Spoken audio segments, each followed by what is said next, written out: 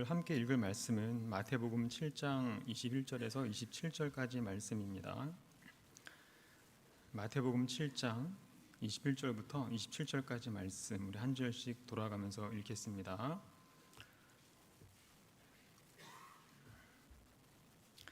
나더러 주여 주여 하는 자마다 다 천국에 들어갈 것이 아니요 다만 하늘에 계신 내 아버지의 뜻대로 행하는 자라야 들어가리라. 나더러 이르되 주여 주여 하는 자마다 주의 이름으로 귀신을 쫓아내며 주의 이름으로 많은 권능을 행하지 아니하였나이까 하리니 그때에 내가 그들에게 밝히 말하되 내가 너희를 도무지 알지 못하니 불법을 행하는 자들아 내게서 떠나가라 하리라. 그러므로 누구든지 나의 이 말을 듣고 행하는 자는 그 집을 반석 위에 지은 지혜로운 사람 같으리니 비가 내리고 창수가 나고 바람이 불어 그 집에 부딪히되 무너지지 아니하느니 이는 주추를 반석 위에 놓은 까닭이요 이 말을 듣고 행하지 아니하는 자는 그 집을 모래 위에 지은 어리석은 사람 같으니 다 같이요. 비가 내리고 창수가 나고 바람이 불어 그 집에 부딪히매 무너져 그 무너짐이 심하니라. 아멘. 네.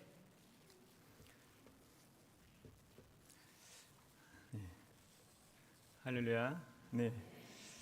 오늘 본문은 산상수훈의 마지막 결론 부분을 다루고 있습니다. 여러분도 잘 아시듯이 산상수훈은 그리스도인이 마땅히 살아내야 할 삶의 원리를 다루고 있기 때문에 좋건 싫건 간에 우리는 예수님의 삶의 교훈을 듣는 것으로 끝내는 게 아니라 그 교훈을 삶에서 녹여내야만 하는 책임이 있습니다. 그런데 우리가 그렇게 살고 싶어도 그렇게 살지 못하게 만드는 여러 가지 요소가 있다고 말하는데 그거는 우리 주변에 있는 거짓 선생들일 수도 있고 또는 우리 내면에 존재하는 교만한 마음일 수도 있고 또는 자기 기만의 마음일 수도 있습니다. 그래서 예수님은 산상수훈을 통해서 우리 각자에게 명령을 하고 계시는데 그게 뭐냐면 너희는 선택을 해라.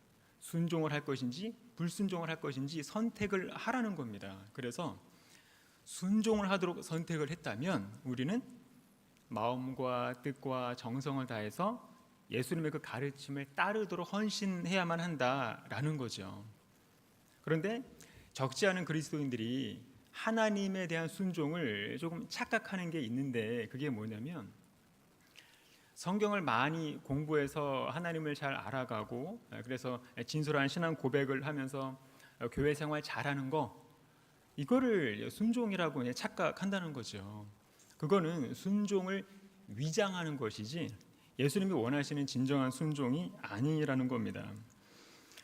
우리가 마지막 심판날에 영생을 얻을 것인가 아니면 이제 멸망에 처할 것인가 하는 거는 단지 성경 지식을 얼마나 많이 이제 습득하면서 교회 생활을 이제 충실히 잘 했는가에 달려 있는 것이 아니라 우리가 이 땅에 살면서 예수님의 가르침에 대해서 얼마나 순종적인 반응을 보이면서 살았느냐에 달려 있다는 거죠.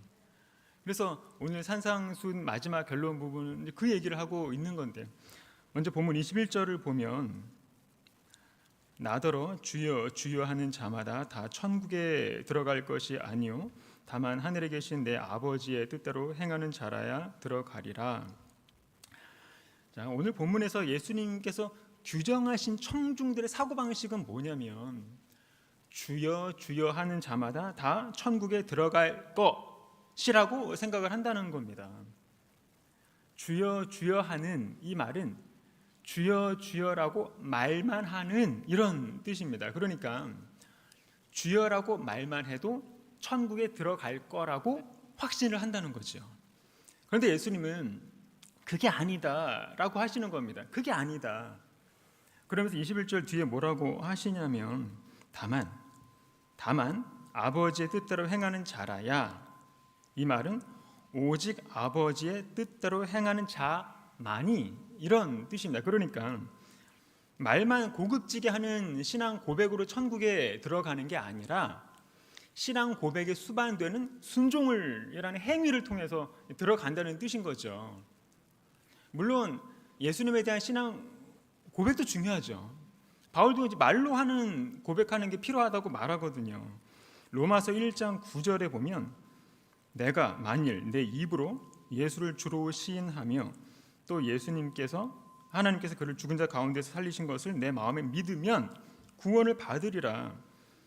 본문 21절도 보면 예수님에 대한 신앙 고백이 어떻습니까?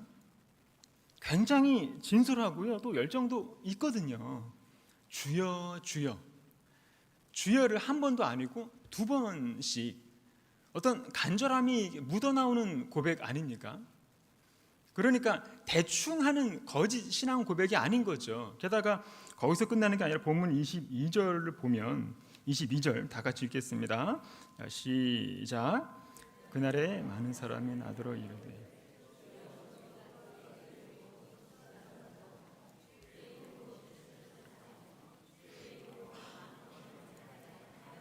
아니었나이까 하리니.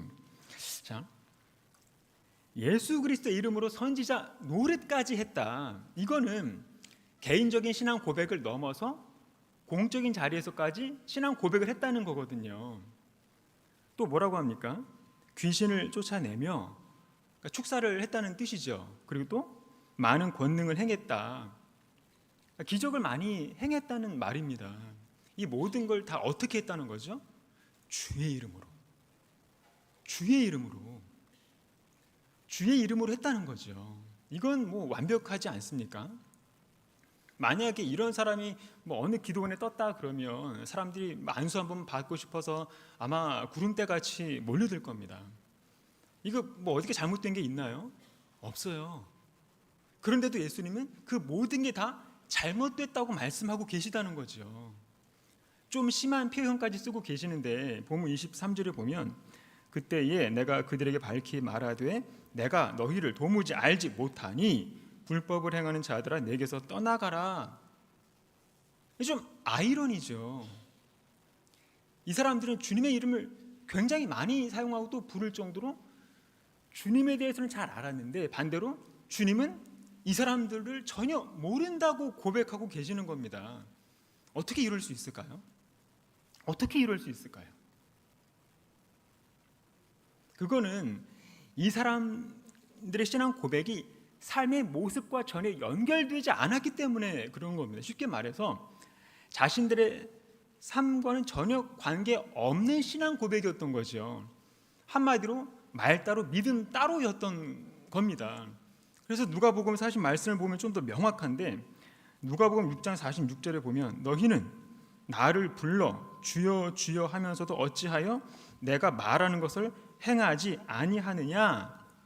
그러니까 입술의 신앙 고백과 신앙 고백과 삶이 서로 연결되지 않는 사람에 대해서 하나님은 나 몰라, 나 그런 사람 몰라 이렇게 단언하고 계시다는 거죠.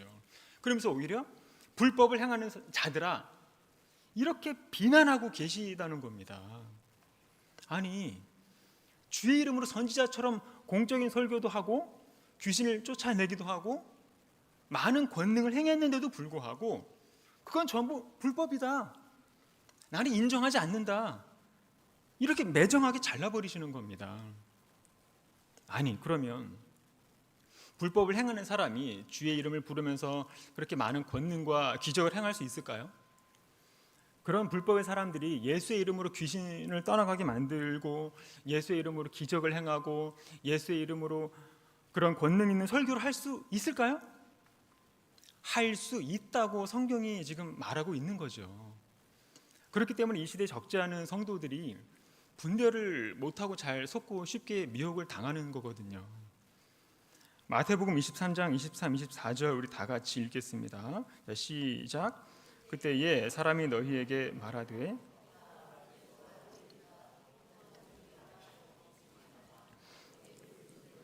제자들이 일어나 큰 표적과 기사를 보여 할 수만 있으면 택하신 자들도 미혹하리라.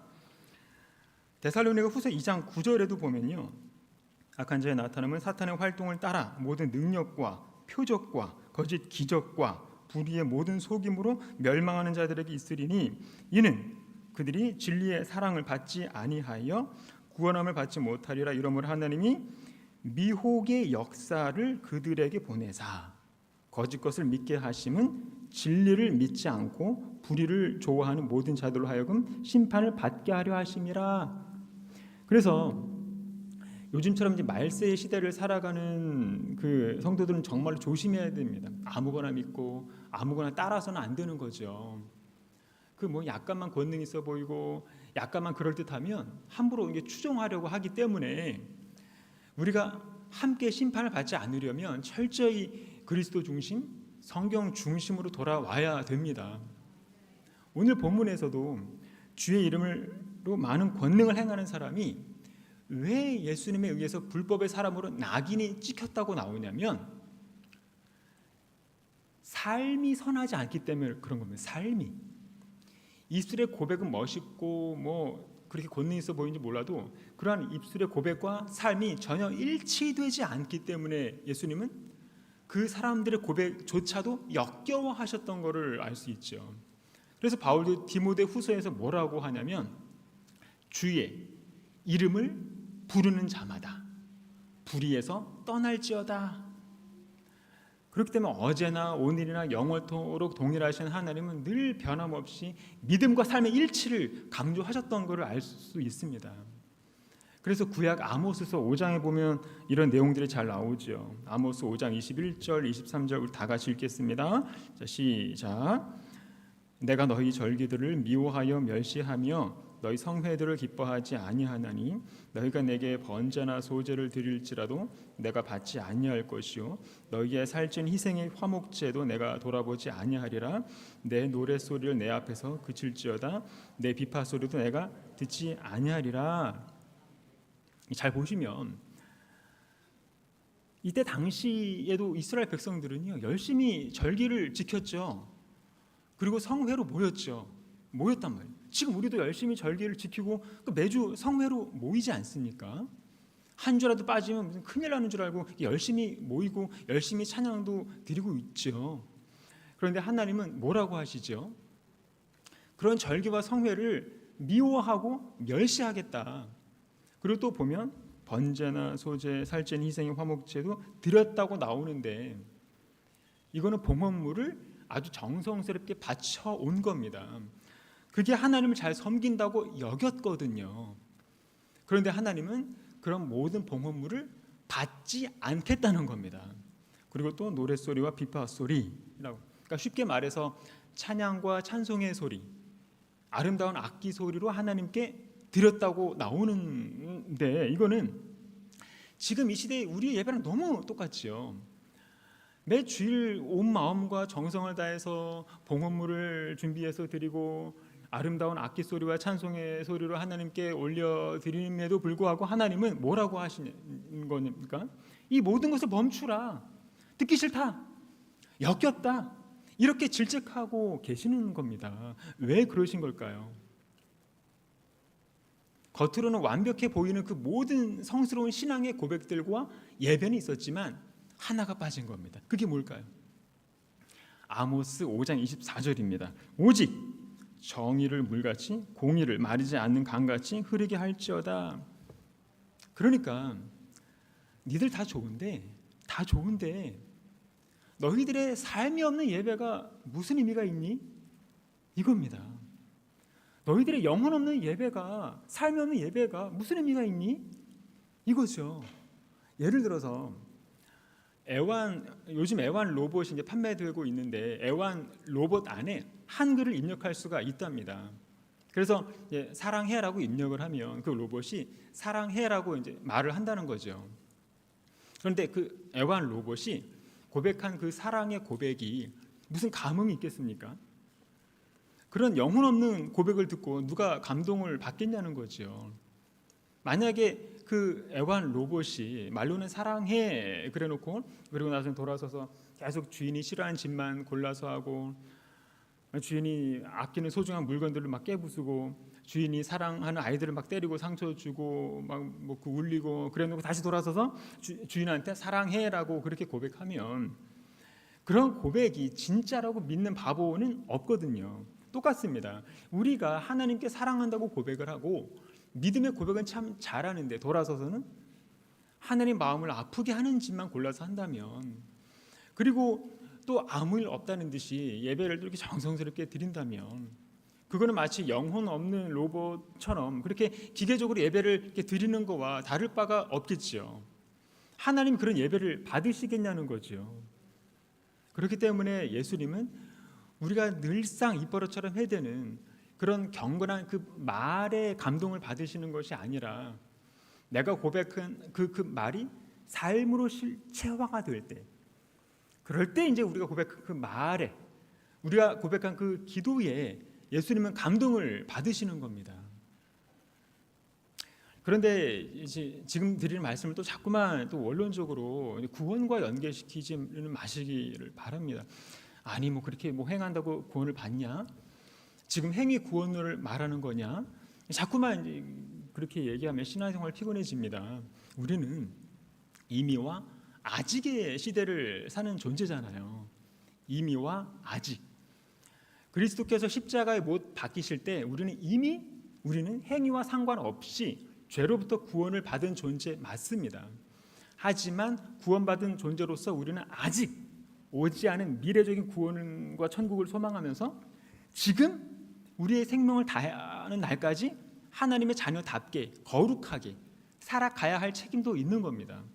그래서 하나님은 지금 여전히 우리에게 선한 순종의 행위를 요구하고 계신다는 거죠. 자, 오늘 보면 24절을 보면요. 그러므로 누구든지 나의 이 말을 듣고 행하는 자는 그 집을 반석 위에 지은 지혜로운 사람 같으리니 그랬고요. 26절을 보면 나 이 말을 듣고 행하지 아니하는 자는 그 집을 모래 위에 지은 어리석은 사람 같으리니 그랬는데 지금 두 종류의 사람을 대조하고 있죠. 한 사람은 집을 모래 위에 지은 사람, 또 한 사람은 집을 반석 위에 지은 사람. 이 두 사람의 집은 똑같습니다. 그래서 집의 종류는 별로 중요하게 다루지 않거든요. 그러니까 어떤 집이냐 하는 거가 중요한 게 아니라 집의 바탕이 어디에 있느냐 하는 것이 중요하다는 겁니다. 한 사람의 집의 바탕은 모래 위에, 다른 사람의 집의 바탕은 반석 위에 있다고 말하고 있습니다. 그래서 평상시에는 이 둘은 아무런 차이가 없거든요. 그런데 이제 비가 오고 이제 홍수가 내리고 바람이 불면 그때는 치명적인 차이가 드러나게 된다는 거죠. 자, 마찬가지로 신앙을 고백하는 그리스도인들은 그 사람의 그 진짜인지 가짜인지 겉으로 볼 때는 전혀 구분이 안 됩니다. 자기 나름대로 영적인 집을 이렇게 세워 나가는 거기 때문에 겉으로 보여지는 그 모습을 놓고 봤을 때는 뭐 괜찮아 보이고 권능도 있어 보이고 뭐 그렇습니다. 두 종류의 사람 다 성경을 읽고 주일마다 교회에 가고 찬송을 부르고 또 신앙 서적도 보고 부흥회에 참석하고 그런다는 거죠. 그러니까 우리는 그 사람들의 그 삶의 바탕이 모래 위에 있는 건지 아니면 반석 위에 있는 건지 겉으로 봐서는 알 수가 없습니다. 보통은 이게 잘 드러나지 않고 감춰져 있거든요. 그런데 언제 확연하게 드러나냐면 뭐 위기라든가 어떤 힘든 일이 올 때나 재앙이 오거나 뭐 정치적인 지형이 바뀌거나 하면 그 사람이 어떤 사람인지가 이제 여실히 드러나게 된다는 거죠. 그러니까 지금 당장은 전혀 구분되지 않더라도 고난의 날들이 그 둘을 갈라놓는 역할을 하게 된다는 겁니다. 그러니까 우리가 할 질문은 뭐냐면 그리스도인들이 성경 말씀을 잘 듣고 있는가가 중요한 게 아니라 더 나아가서 듣는 것을 어떻게 순종의 열매로 나타내고 있는가가 더 중요하다는 겁니다. 자, 다시 말씀을 드리자면 지금 우리가 입술로 말하는 것이 행함으로 연결이 되고 있는가? 우리가 들어서 알고 있는 그 성경 말씀이 행함으로 연결이 되고 있는가? 우리가 신앙으로 고백하고 있는 예수님이 내 전체 삶을 주관하고 통치하고 있는가? 이걸 놓쳐서는 안 됩니다. 당연히 행위 구원을 언급하는 게 아니죠. 착하게 살고 선한 행동을 해야 천국에 들어간다? 그걸 말하는 게 아니라 본문에서 예수님이 강조하시는 것은 뭐냐면 복음을 듣고 신앙을 고백하는 사람들은 순종이라는 행함으로 자신의 믿음을 표현하게 된다는 거거든요. 신약 성경에 나오는 사도들도 다 이런 기본적인 원리를 잘 알았던 사람들이거든요. 그래서 우리가 신약 성경을 볼 때마다 이제 그런 원리가 잘 나타나는 것을 알 수가 있는데, 요한일서 1장 6절 말씀입니다. 우리 다 같이 읽겠습니다. 자, 시작. 만일 우리가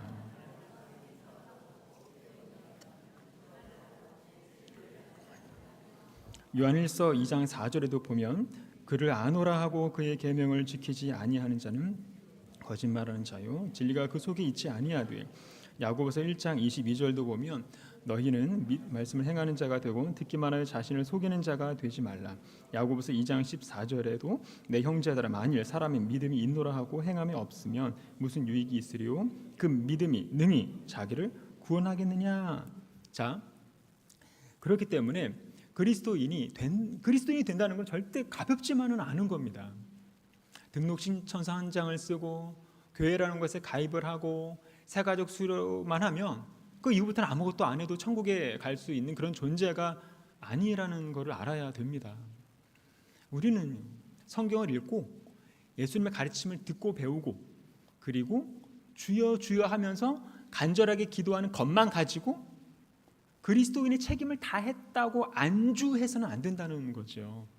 예수님의 가르침이 내 삶으로 온전히 실현이 되지 않으면 우리 역시도 예수님으로부터 어떤 말을 듣게 될지는 알 수 없거든요.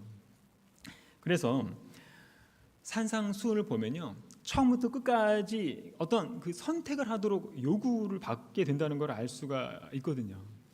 산상수훈은 어떤 윤리 도덕을 이제 그런 가르치는 게 아니고요, 세상의 가치관과는 분명히 다른 천상의 가치관을 우리한테 이제 제시를 이제 하시면서 이 둘 중에서 선택을 하도록 이끄신다는 겁니다. 세상의 방식을 선택을 할 것인가 아니면 천상의 방식을 선택을 할 것인가. 분명한 거는 세속의 문화와 가치관을 끊으라고 명령을 하신다는 거죠. 쉽게 말해서 예수님의 백성은 이 땅의 백성과는 달라야 된다는 겁니다. 그게 바로 이제 세상의 소금과 빛이 되라는 말씀인 거죠. 세상의 소금과 빛, 이 세상 공동체와 그리스도 공동체를 아주 확실하게 구분 지어주는 단어가 바로 세상의 소금과 빛이거든요.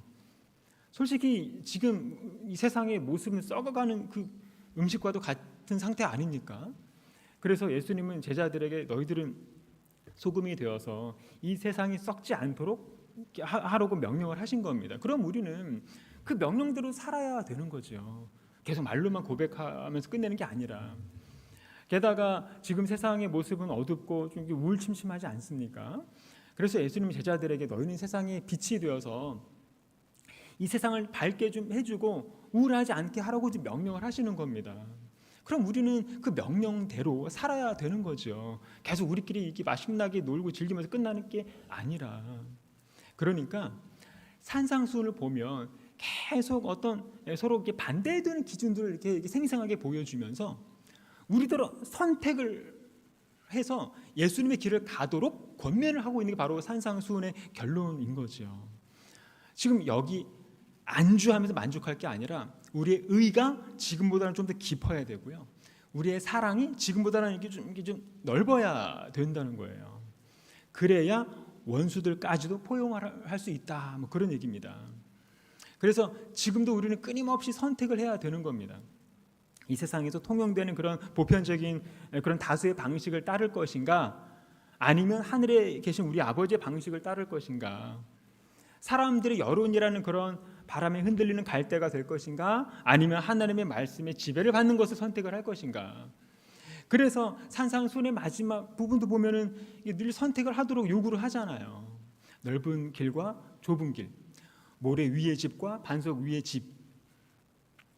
어쨌든 그리스도의 삶의 여정은 선택으로 시작해서 선택으로 끝난다는 걸 이제 이걸 잘 보여주는 말씀인 거죠. 어떤 길을 선택을 하게 되면 멸망으로 인도받게 되고, 또 어떤 길을 선택을 하게 되면 생명으로 인도를 받게 되고, 어떻게 하시겠습니까, 여러분? 어떤 집을 선택을 하게 되면 어려움이 올 때 쉽게 또 무너지는 집이 있습니다. 그래서 보통은 좋은 학교나 좋은 직장이나 좋은 배우자를 잘 선택을 하도록 기도하시는 분이 많거든요. 그런데 그런 선택들보다 훨씬 더 중대한 선택은 뭐냐면 생명 그 자체를 선택을 하는 겁니다. 영생이 없으면 뭐 어떤 선택을 하면서 살아가든 아무 의미가 없거든요. 그래서 여러분은 어떤 길을 선택을 하실 겁니까? 어떤 바탕 위에다 우리 영혼의 집을 세우실 겁니까? 우리는 그걸 위해서 이제 기도를 해야만 되는 거죠. 말씀을 맺겠습니다. 기독교인뿐만 아니라 그 비기독교인들조차도요, 성경에서 가장 좋아하는 부분을 말해보라고 하면 많은 사람들이 산상수훈을 말한다고 하거든요. 하나님도 안 믿고 뭐 예수님에 대해서도 잘 모른다고 할지라도 산상수훈에서 가르치고 있는 내용들이 사람들이 좋아하고 많이 인용한다는 거죠. 뭐 긍휼히 여기는 자는 복이 있나니, 너희 원수를 사랑하라, 뭐 한 사람이 두 주인을 섬기지 못한다, 비판을 받지 않으려거든 비판하지 말라, 뭐 무엇이든지 남에게 대접을 받고자 하는 대로 너희도 남을 대접하라 등등, 뭐 주옥 같은 말씀들이고 어디 가서 써먹기 참 좋은 말씀들인 거지요. 그러니까 사람들은 산상수훈에서 가르치고 있는 그런 윤리 도덕적인 내용들이 좋기 때문에, 그래서 훌륭한 선생으로서의 예수님을 좋아하는 거지, 그 내용들 깊숙이에다가 내 삶을 담그고 싶지는 않은 거거든요. 하지만 오늘 이후부터는 우리 신앙의 많은 부분을 좀 바꿔 나가야 됩니다. 우리는 예수님을 주님이라고 부르잖아요. 그거는 예수님 당시에도 마찬가지였거든요. 물론 당시에는 그 주님이라는 호칭이 오늘 우리가 아는 그런 신적인 하나님을 뜻하지 않는 경우도 있지만, 어쨌거나 산상수훈에서 예수님을 주여라고 이제 불렀을 때 예수님이 질책하신 것은 뭐냐면, 주여 주여라는 그 호칭 자체를 질책하신 게 아니라, 주여 주여라는 그 호칭을 단지 입으로만 올리고 그 호칭의 진짜 그 의미를 내 삶으로 부여하지 않았기 때문에 질책을 하셨던 거거든요. 그러니까 예수님은 단지 훌륭하신 분으로서의 주여가 아니라 우리의 순종을 받으실 분으로서의 주여라는 사실을 알아라 라는 말씀인 겁니다. 말로만 드리는 주여가 아니라 우리의 순종을 드리는 주여를 듣고 싶으셨던 거예요. 예수님은 누가복음도 그대로 나오잖아요. 너희는 나를 불러 주여 주여 하면서도 어찌하여 내가 말하는 것을 행하지 아니하느냐. 그러니까 산상수훈의 시작부터 끝까지 예수님은 단지 선생으로서의 우리의 말씀하신 거가 아니라 우리를 창조하신 하나님의 자격으로, 그리고 우리에게 영원한 복을 주실 수 있는 그런 권한으로 우리에게 이제 명령을 하고 이렇게 순종을 요구하고 계시다는 거죠. 그렇기 때문에 우리는요, 예수님의 가르침을 잘 흡수해서 이제 내 것으로 잘 흡수해야겠다, 이게 중요한 게 아니라 그분의 가르침과 나의 인격을 연결 접속을 시켜서 그 가르침이 지식으로 남는 차원으로 끝나는 게 아니라 순종의 삶으로 헌신해야 된다라는 얘기입니다. 왜냐하면 예수님의 가르침은 단순한 가르침이 아니라 가르침 이상이거든요. 예를 들어서 우리가 학교나 학원에서 가르침을 받잖아요. 그런 가르침을 잘 습득을 하면 나에게 도움이 되죠. 근데 예수님의 가르침은 가르침을 받는 사람에게 실제적인 구원을 주신다는 겁니다. 그래서 예수님의 가르침은 우리가 살아가는 데 있어서 도움이 되는 정도가 아니라 그 가르침 자체가 나에게 진짜 생명이 되기 때문에 세상에 있는 그 어떤 가르침보다는 뭐 비교 자체가 안 되는 거죠. 그렇기 때문에 산상수훈에서 예수님은 당신의 가르침 앞에서 끊임없이 순종을 하도록 요구를 하셨던 겁니다. 왜죠? 그 가르침이 나를 죽지 않고 살게 하기 때문에, 그 가르침이 나를 지옥이 아니라 영원한 천국으로 인도를 하는 생명이 되기 때문에, 그래서 너희는 세상의 소금이 되고 세상의 빛이 되라, 이런 가르침은요 예수님만이 하실 수 있는 가르침이죠. 왜냐하면 예수님 그분 자신이 소금이시고 빛이 되시기 때문에 그렇습니다. 그래서 우리는 예수님의 그 가르침을 그냥 강의 듣고 오늘 말씀 좋았다 하면서 끝내는 게 아니라 그 가르침을 내 삶에서 실체화를 시켜 나가게 되면 우리의 삶이 소금처럼 빛처럼 실제로 영향력을 이렇게 지닐 수가 있게 된다는 거죠. 그렇기 때문에 우리가 예수님의 말씀을 단순히 듣는 차원에서 벗어나서 그분의 말씀 안에 내 인격을 담아서 그분의 말씀으로 나의 인격이 골고루 잘 버무려져서 맛있고 영양가 있는 삶으로 드러내야만 하는 거죠. 왜죠? 예수님은 구세주이시고 심판자이시고 하나님이시기 때문에 그런 거죠. 그 하나님께서 당신의 말씀의 그 바탕 위에 우리의 삶의 집을, 우리 영혼의 집을 지으라고 명령을 하시는 겁니다. 그렇게 하는 사람들만이 지혜롭다, 안전할 거다라고 이제 말씀하시기 때문에 그렇습니다. 그게 바로 우리의 복이고 하나님 나라의 기준이고 가치관이고 최우선 순위입니다. 그런 삶으로 하나님께 영광을 돌리는 저와 여러분이 되시기를 바랍니다. 네, 자, 이 시간 다 같이 말씀을 생각하면서 우리 합심해서 한번 기도하는 시간을 갖도록 하겠습니다. 우리가 날마다 우리 선택의 기로에 있는 그런 현실 속에 살아가고 있는 그런 우리의 모습입니다. 그 속에서 어떻게 살아야 되는지 늘 고민하면서 염려하면서 살아갈 수밖에 없는 게 우리의 모습인데 참 연약한 우리의 본질이죠. 아무것도 염려하지 말라고 성경은 말씀하지만 우리는 더 염려하고 수고하고 무거운 짐진 자들아 다 내게로 나오라고 말씀하지만 거꾸로 우리는 더 세상을 의지하고 있거든요. 그래서 우리는 모래 위에 집을 지으면서 여기가 좋사오니 이렇게 살아가면서 스스로 됐다고 여기면서 스스로 속으면서 살고 있는지도 모릅니다. 그래서 하나님 다시 말씀으로 돌아가기를 원합니다. 다시 말씀 앞에 나를 내려놓게 하시고 주여 주여라고 고백하는 나의 입술의 고백이 하늘에 상달되고 연락되는 그런 기도자로 다 변화되게 해주시옵소서. 우리 다 같이 주여 한번 외치고 기도하겠습니다. 주여, 사랑과 은혜가 충만하신 하나님 아버지, 은혜 감사를 드립니다. 감사를 드립니다. 오늘 우리가 살아가면서 수없이 많은 그런 말씀의 가르침을 듣게 됩니다. 그 가르침들이 때로는 하나님 기분을 좋게도 하고 감동을 주기도 할 때가 많이 있지만 삶에 아무런 변화를 주지 못할 때가 많음을 또한 보게 됩니다. 순종과 헌신의 그런 구제 속에서 하나님 단지 그런 도덕적인 그런 교훈으로만 말씀을 생각하는 보고 있는 것은 아닌지 스스로 성찰할 수 있도록 도와주시옵소서. 말씀의 가르침 그 이상으로 보지 않는다면 우리가 말씀의 가르침을 여전히 가르침으로 생각한다면 우리에게 아무런 변화도 없다고 하셨습니다. 말씀은 윤리 도덕적인 가르침이 아니라 나를 구원하고 나를 죄에서 건져내는 생명이 되는 것임을 잊지 않게 하시고 더 말씀 앞에 나의 전 인격을 내어놓을 수 있도록 도와주시옵소서.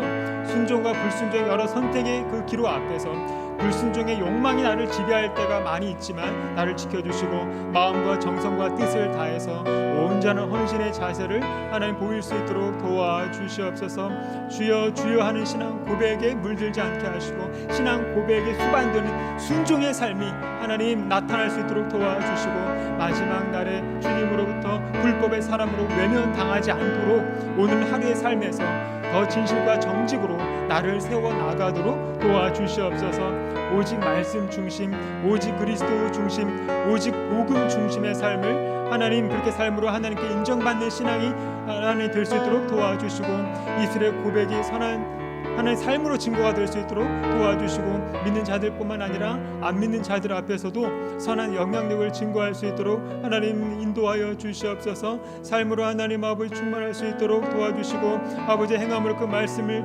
증거될 수 있도록 도와주시옵소서. 성경을 도덕 교과서로 치부하지 않도록 도와주시고 세상의 빛과 소금의 가치관으로 그렇게 하나님의 나라를 먼저 구하는 그런 삶을 통해서 하나님의 뜻을 이 땅에서 이루어 나가는 삶이 아버지 그리스도 공동체를 통해서 실현이 될 수 있도록 도와주시옵소서. 하나님 아버지 우리의 공동체가 그렇게 쓰임받게 도와주시고 그렇게 순종의 제사를 드려 나가는 삶이 될 수 있도록 도와주시옵소서. 하나님 아버지 지금의 은혜 받을 때요 지금의 구원의 때라 하셨습니다.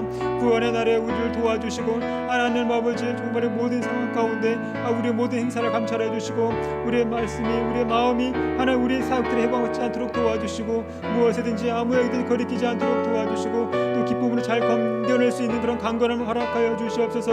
유명한 자 같으나 무명한 자요 하나님 아버지 우리가 하나님, 우리가 하나님 그렇게 연약한 하나님 항상 기뻐하게 하시고, 가난한 자 같으나 많은 사람을 부유하게 하는, 그렇게 아무것도 없는 자 같으나 모든 것을 가진 자라고 말씀하셨습니다. 우리 각자의 삶이 그렇게 하나님 아버지 그 크신 사랑에 믿음으로 허락할 받아볼 수 있도록 도와주시옵소서. 오늘도 각자의 처소에서 아버지 자신을 내려놓고 내 구주 하나님을 가장 먼저 사랑하고 섬기기 위하여서 아버지 발걸음한 지금 아버지 주님의 자녀들의 발걸음을 기억하여 주셔서 이들의 마음을 위로하여 주시고, 우리의 기도를 또한 들어주시고, 이렇게 하나님 이들의 가정 또한 지켜주시고, 이들의 입술에서 선포되는 모든 복음의 기쁜 소식을 듣는 이들이 그렇게 마음을 열고 예수 그리스도를 영접하게 되는 그런 복된 모습을 우리가 경험할 수 있도록 도와주시옵소서. 어디를 가든 하나님 무엇을 하든 예수 그리스도의 그 삶을 증거할 수 있는 그런 모습이 되게 도와주시고, 이들의 모습을 통해서 많은 영혼들에게 선한 삶을 증거할 수 있도록 도와주시고, 예수 그리스도가 삶의 흔적으로 남을 수 있도록 도와주시옵소서. 이렇게 오늘도 주님과 동행하는 삶이 되게 도와주시옵소서. 우리 심령 가운데 성령 하나님 좌정하여 주시옵소서. 감사합니다. 감사합니다. 주님을 영광 받아 주시옵소서.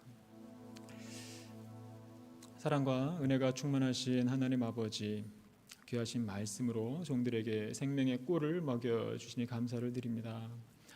우리가 산상수훈에서 가르치고 있는 예수님의 그 가르침 앞에 우리의 인격을 담고 또 우리의 삶을 담아서 헌신의 삶으로 순종하기를 원합니다. 우리의 구세주이시고 또 심판자이시고 우리의 복의 근원이 되시는 하나님의 그 말씀의 그 반석 위에 우리의 삶의 집을 그렇게 지어 나가기를 소망합니다. 그래서 우리의 삶의 길이 순종으로 빛이 날 수 있도록 도와주시고, 깊은 영향력으로 그렇게 복음의 감화력을 끼쳐 나가는 존재들이 다 될 수 있도록 도와주시옵소서. 우리의 주님이시고 우리의 생명이신 예수 그리스도의 말씀 앞에 아멘으로 그렇게 우리의 신앙을 고백하는 차원에서 이제는 거기서 더 나아가서 실제의 삶으로 우리의 삶이 생활화가 될 수 있도록, 신앙 생활이 아니라 생활 신앙인으로서 그렇게 하나님 기뻐하는 영적 그런 삶의 질을 높여 나갈 수 있도록 도와주시옵소서.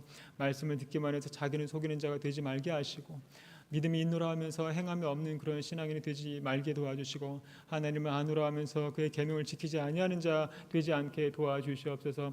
날마다 우리의 입술의 신앙이 그렇게 삶으로 연결이 됨으로 말미암아 하나님의 하늘의 뜻이 우리들의 부족하고 연약한 헌신을 통해서 이 땅에서도 그렇게 일어날 수 있는 그런 복된 증거가 일어날 수 있도록 도와주시옵소서.